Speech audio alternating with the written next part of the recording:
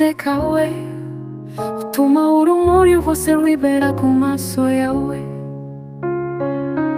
Naramubonye ari kumwe nawe, ariko umutima wanjye warinze umwito wawe. Icyawe naho cyirya, hari urukundo rutajya rwigarura.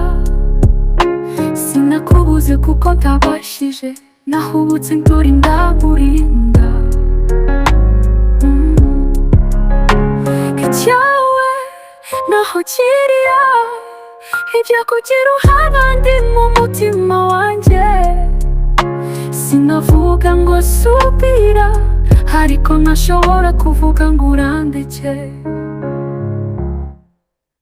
Naratindaga ku nzozi nkuvugaho, wowe utazi ko umutima wanjye wari kuvuga.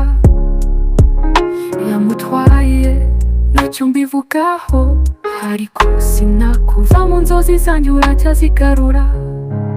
Sinshaka kumutwara, sinshaka kugusebya, ariko igikomere kiri muri jye gikomeza kukwitaho njye, nubwo ntakufite naho wahindukiye.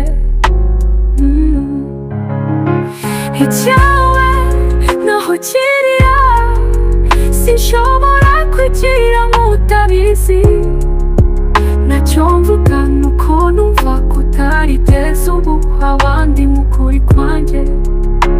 Wandimo niyo wakwambara impeta y'undi, ntacyagutunze mu ndirimbo. Icyawe naho cyirya.